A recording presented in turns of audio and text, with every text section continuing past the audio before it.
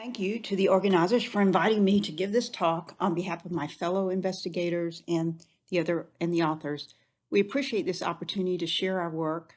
The studies I will present are the phase 3 ASCLEPIOS I and ASCLEPIOS II studies that were supported by Novartis Pharmaceuticals. Here are the disclosures of all of the authors. This slide depicts the cells that express CD20, which is the target of ofatumumab, and also of rituximab and ocrelizumab. CD20. B cells can be identified by cell surface markers, several of which are specific to B cells. For example, CD20 and CD19 are virtually restricted to B cells, from immature to naive to memory B cells. CD20 is not found on plasmablasts to any great extent, nor on plasma cells. CD27 is a memory marker that is not just restricted to B cells, but found on other cells like T cells. MHC class II and costimulatory molecules such as CD86 are constitutively expressed by B cells, meaning that they can present processed antigens to CD4 T cells without having to upregulate these molecules. Thus, B cells are ready and able to present antigen to CD4 T cells. Stem cells for B cells do not express CD20 and are not lysed by anti-CD20 therapies. As I mentioned, plasma cells do not express CD20 either, so they are spared, as are the antibodies that they produce. Ofatumumab is a unique anti-CD20 lytic monoclonal antibody as it binds to a different part of the CD20 molecule than the others. CD20 has two extracellular loops, a small one and a larger one. And that larger one is the one that rituximab and ocrelizumab bind to. Ofatumumab actually binds to both the loops together. It has a low off rate from this binding, leading to potent and sustained effector activity. The phase 2b mirror study showed that when administered at small subcutaneous doses, ofatumumab reduced gadolinium-enhancing lesions by more than 90% at week 12 versus placebo. This held true for all doses over 30 milligrams and including 30 milligrams. Slide 5 shows the design of the identical ASCLEPIOS I and ASCLEPIOS II studies. These were double-blind, double-dummy, randomized prospective studies with the active comparator of teriflunomide 14 milligrams orally daily. Patients could be in the blinded portion of the study up to 30 months. More than 900 relapsing MS patients took part in each of these studies with ages 18 to 55 years and EDSS scores of 0 to 5.5 inclusive. Subjects were randomized 1-to-1 to either ofatumumab at 20 milligrams per injection or daily 14 milligrams teriflunomide, and each group got the dummy of the other drug. There was a loading dose of 3 20 milligram injections weekly at the beginning of the ofatumumab group, as well as placebo injections. MRIs were done at screening, yearly, and at the end of the study. The end of the study was projected based on a prospectively planned analysis of blinded data to provide 90% power for the primary endpoint and 90 and 80% power for the 3 and 6 month confirmed disability worsening endpoints. End of study was defined by the amount of statistical information collected in the trial, relapses and disability events, instead of relying on a fixed time after the last patient had been randomized. After that, the patients were eligible to be in an open-label extension study up to 5 years via a separate protocol. Patients who completed the treatment epoch while on study drug were eligible to participate in this open-label extension. And all the patients that didn't enter the extension had at least 9 months of follow-up after the last dose of study drug.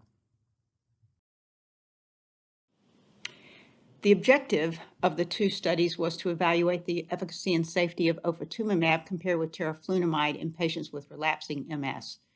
The primary endpoint was annualized relapse rate per each study. The secondary endpoints included pooled study analyses of the 3-month and 6-month confirmed disability worsening.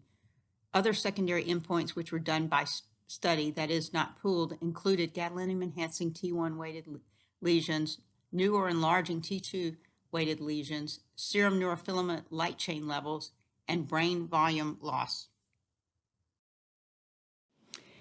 This slide shows the key inclusion and exclusion criteria. Male or female patients from age 18 to 55 inclusive were eligible and had to have MS diagnosed per McDonald 2010 criteria and have relapsing MS per the Lublin paper in 2014.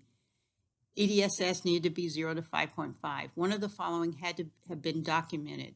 The enrolled patient had to have had 2 or more relapses in the prior 2 years before screening, or 1 or more relapse in the year before screening, or a positive T1-weighted gadolinium-enhancing scan during the year before randomization. Patients had to be neurologically stable within 1 month before randomization. This slide shows a map of the countries from which patients in the ASCLEPIOS I and II studies derived. The first patient was treated October 5th, 2016, and the last patient got their first treatment March 1, 2018. Over half of the patients in each study were from Europe. A quarter were from America. There were 385 centers in 37 countries. This slide shows the numbers of patients screened and then randomized into each group in both studies. 81% and 89% of people completed the study, depending on what group they were in. Exposures in median days per patient years and the proportions who were treated for more than 2 years are shown in blue at the bottom of this slide. About 30 to 34% in each cohort had more than 2 years exposure to the drugs they were assigned by randomization. There were relatively low dropout rates due to adverse events or lack of efficacy in both of the treatment groups.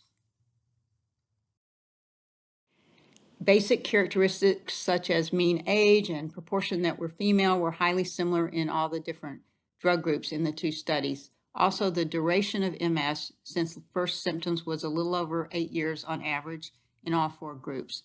The EDSS in all groups was around 2.9 average, and about 60% of patients had been previously treated with disease-modifying therapies. The group was relatively active, with around 30 to 44% having gadolinium-enhancing lesions at baseline. Approximately 5% in the study had active secondary progressive MS. The others had active relapsing remitting MS.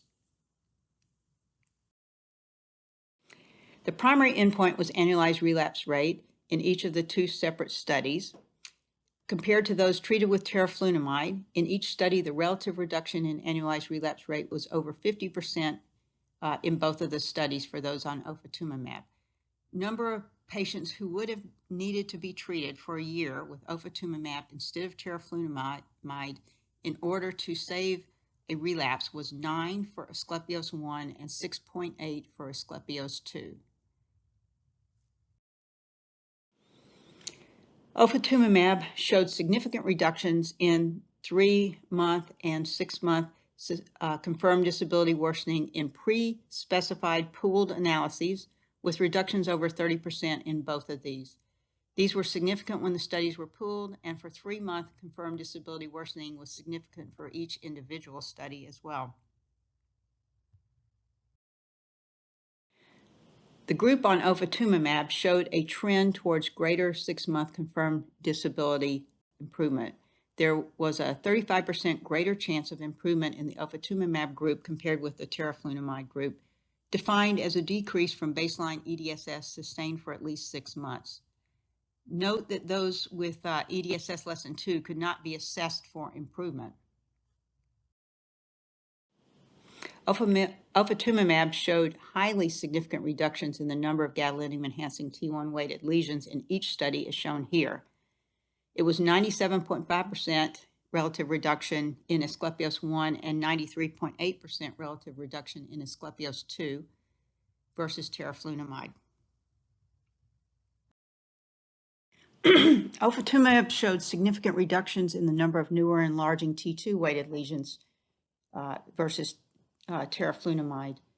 Overall, greater than 80% reduction with Ofatumumab treatment versus teriflunomide was seen. Not shown here is that the majority of the newer enlarging T2-weighted lesions were in year 1, with more complete suppression of the T2-weighted lesions by Ofatumumab in year 2.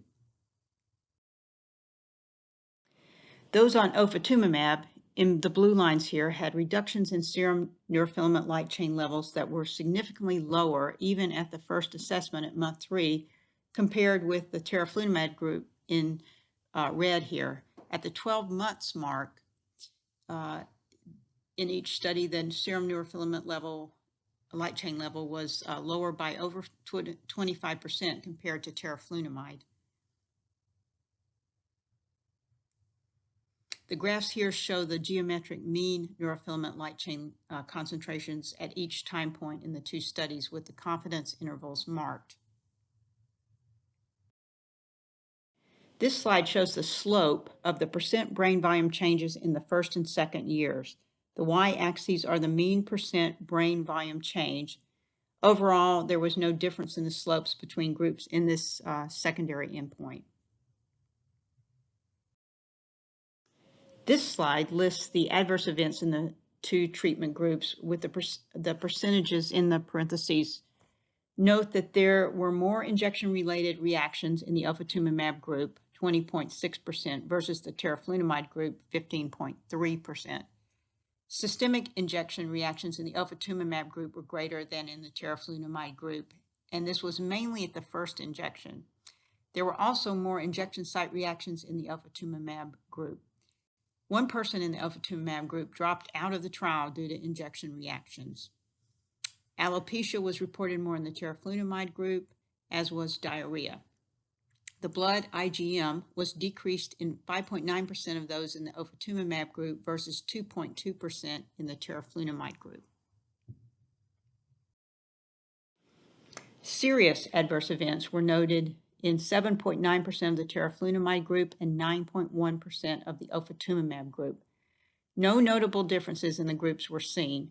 There were 1.8% infections and infestations in the teriflunomide group, and 2.5% of patients had those in the ofatumumab group.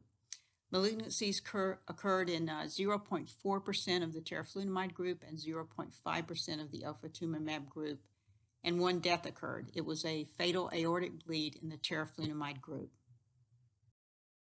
So to summarize, in these two identical studies performed in an active relapsing MS population, ofatumumab, as compared to teriflunomide, had reduced annualized relapse rate by 50.5% to 58.5%, reduced gadolinium-enhancing lesions by 93.8% to 97.5%, reduced new or enlarging T2-weighted lesions by 82% to 84.5%, reduced the 3-month confirmed disability worsening by 34.4%, and 6-month confirmed disability worsening by 32.5% in pooled data. Lowered levels of neurofilament light chain were seen at the first time point tested, which was 3 months, and at all subsequent visits. Ofatumumab showed no unexpected safety signals, and there was no major imbalance in the rates of infections or malignancies, which was low in both treatment arms. Overall, ofatumumab at 20 milligrams per injection subcutaneously on a monthly basis demonstrated high efficacy and no unexpected safety concerns. This is our data monitoring committee, which consists of several well-known international experts on multiple sclerosis. We want to thank the patients and their families for their participation in these studies, their contribution to advancing science and making these trials possible, and we thank the participating centers and investigators at those centers for their commitment to those trials. This slide and the next one list investigators at the 385 centers that participated in the ASCLEPIOS I and II trials.